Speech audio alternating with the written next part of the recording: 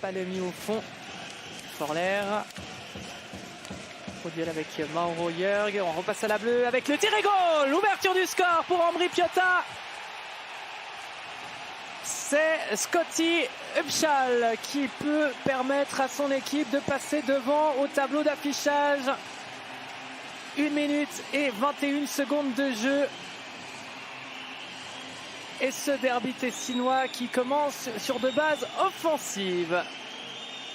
On revoit au ralenti le très bon travail de Brian Flynn qui peut servir Upshall à la bleue. Il tire et il a un peu de réussite avec ce puck qui, il me semble, touche le poteau de la cage de Sandro Zurkirchen avant de rentrer. Et donc l'équipe locale qui cueille à froid également au niveau du score, le HC Lugano. On passe à la bleue avec Chorny, avec du trafic devant la cage et c'est au fond. Cette légalisation signée Linus Klasen. 5 minutes et 54 secondes permettant aux Suédois du HC Lugano d'égaliser et d'inscrire son deuxième but seulement de la saison, on serait presque tenté de le dire. Et c'est cette première triplette offensive qui fait la différence pour revenir au score. Klasen qui a pris son courage à deux mains et qui a tenté sa chance dans un angle impossible. Pas de réussite là pour Benjamin Kuntz. On va mieux le voir ici avec la caméra au-dessus du but. Ouais, c'est, il me semble, de son... Attention, Sverger, il a perdu le puck, ça peut être dangereux pour les joueurs d'Ambri Piotta. Tsenger, le tir, et c'est le but pour le HC Lugano, Matteo Romanenghi, alors que Lugano jouait à 4 contre 5. Cette grosse erreur de la défense du HC Ambri Piotta coûte cher, et Matteo Romanenghi ne se fait pas prier et met ce puck au fond des filets.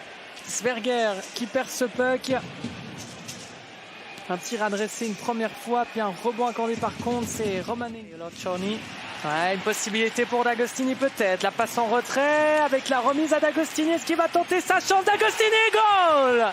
Égalisation d'Ambri Piotta juste avant la fin de ce deuxième tiers. Grâce au top scorer qui inscrit son 10e but de la saison. Il a attendu que tous les joueurs luganais devant lui se couchent pour armer son tir et qui finit au fond des filets de Sandro Zurkirchen. Et ce powerplay aura cette fois-ci été le bon.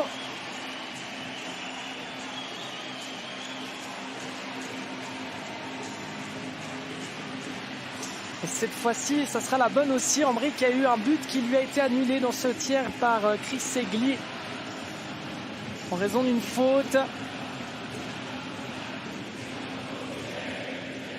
Et bien sûr que le public de la Valachia. 6 minutes encore à jouer dans ce derby tessinois et Lugano pressé par Ambri. D'Agostini, le tir et goal! 3-2 pour Ambri Piotta qui reprend les commandes de cette partie. C'était eux qui avaient ouvert le score et D'Agostini s'offre un doublé. Lui qui avait permis à Ambri d'égaliser en fin de deuxième tiers. Et Zurkirchen qui capitule une troisième fois ce soir.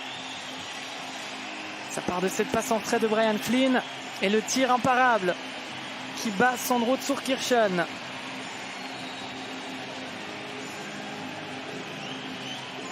On revoit encore depuis derrière la cage de Zurkirchen qui pourtant...